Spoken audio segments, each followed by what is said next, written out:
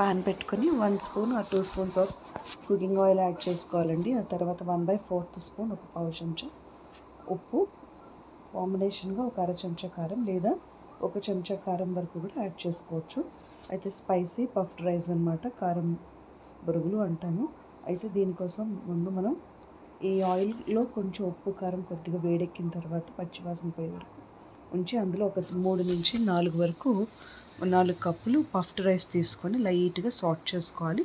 సాట్ చేసుకున్న బొరుగులకి కొంచెం దానిపైన ఉప్పు కారం కొద్దిగా యాడ్ చేసుకున్నాం కాబట్టి ముందుగానే వేయించిన బొరుగులు ఏదైతే ఉంటుందో కొంచెం క్రిస్పీగా ఉంటాయి అన్నమాట. మనం వేపిన తర్వాత దాన్ని ఒక బౌల్లోకి ట్రాన్స్ఫర్ చేసుకొని ఇవి చల్లగైన తర్వాత కాస్త రోస్టెడ్ పీనట్స్ అంటే వేయించిన పల్లీలు, కొద్దిగా రోస్టెడ్ చెన్నా దాల్ అంటాం కదా, అంటే పుట్నాలు వేసుకొని కొద్దిగా సేవ్ కానీ లేదంటే రోస్టెడ్ కాజు, roasted almonds, any dry fruits అంటే సపోజ్ పంకిన్ సీడ్స్ కానీ సన్ఫ్లవర్ సీడ్స్ కానీ అలాంటివి కూడా యాడ్ చేసుకొని మనం ఒక ఎయిర్ టైట్ కంటైనర్లో కనుక పెట్టుకుంటే ఒక 1 వీక్ అయినా కూడా చాలా ఫ్రెష్గా ఉంటాయి.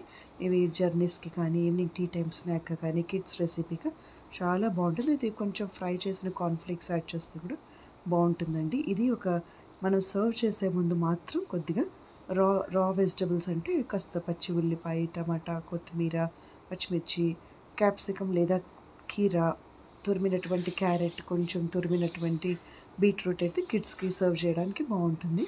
కానీ ముందే మనం కూరగాయలన్నీ వేసి పెట్టుకుంటే కనుక మెత్తపడిపోతుంది. ఇది ఆల్రెడీ మనకి ఇయర్స్ టుగెదర్ నుంచి నార్త్లో ఎక్కువగా దీన్ని ఇష్టపడతారు కాబట్టి ఇది ఎప్పటి నుంచో వస్తున్న రెసిపీ, నార్త్ అయినా సౌత్ అయినా ఎక్కడైనా కూడా.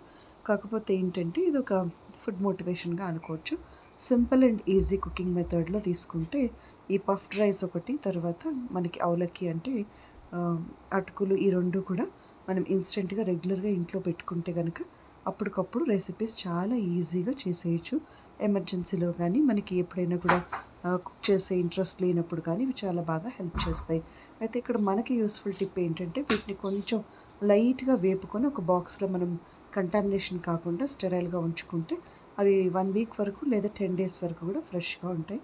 వచ్చేదంతా సమ్మర్ కాబట్టి కాస్త దీంట్లో బేక్డ్ పొటాటో కానీ ఈవినింగ్ టైంలో అలా వేసుకొని బేక్డ్ స్వీట్ పొటాటో కానీ కొంచెం పచ్చి మామిడికాయ తురుము కానీ వేసుకొని తింటే చాలా బాగుంటుంది కదా. అలా మనం కొన్ని ఇంగ్రీడియంట్స్ జస్ట్ అడ్వైజింగ్ అంతే.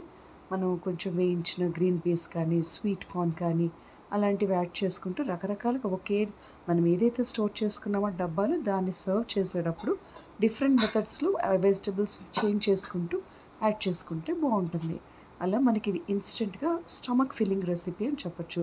అంటే కొన్ని రెసిపీస్ మనం తిన్నప్పుడు మళ్ళీ ఆకలి వేస్తుంది కొద్దిసేపు తర్వాత, కడుపు నిండినట్టుగా ఉండదు కదా. ఎస్పెషల్లీ సౌత్ ఇండియన్స్కి మనకి ఎన్ని ఉన్నా కూడా కొంచెం రైస్ తింటే కంఫర్టబుల్గా ఉంటుంది. ఎందుకంటే అలాగే పఫ్డ్ రైస్ కానీ అటుకులు కానీ అవి ఈక్వల్గా కూడా రైస్ తిన్నట్టుగానే మనకి సెన్సేషన్ ఇస్తాయి అన్నమాట. ఇది నా ఫీలింగ్ అండి, మీరు చూడండి ఒకసారి. ఎందుకంటే అటుకులు జస్ట్ మొన్న రీసెంట్గా కూడా సేమ్ ఇదే ప్యాటర్న్లో నేను 2 నిమిషాల సేపు మనం వాటర్లో సోక్ చేసుకొని డ్రైన్ చేసుకొని ఇదే ఉప్పు కారం మాత్రమే యాడ్ చేశాను ఆ రోజు కూడా వేయించిన పల్లీలు.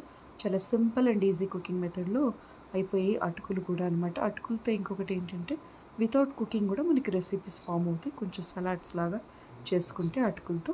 సో ఈ పోహా అండ్ మన పఫ్డ్ రైస్ ఎప్పుడు కూడా చాలా ఎక్కువ క్వాంటిటీ మనం పెట్టుకోగలిగితే ఇంట్లో ఎప్పుడైనా మనకి ఇంగ్రీడియంట్స్ స్కేర్సిటీ అయినప్పుడు కూడా ఇవి ఎమర్జెన్సీలో బాగా హెల్ప్ చేస్తాయి. అయితే సుస్లా అని చెప్పి ఈ కర్ణాటక రీజియన్లో కొద్దిగా ఒరుగుల ఉప్మా లాగా చేసుకొని దీనికి బజ్జీ కాంబినేషన్గా తింటారు.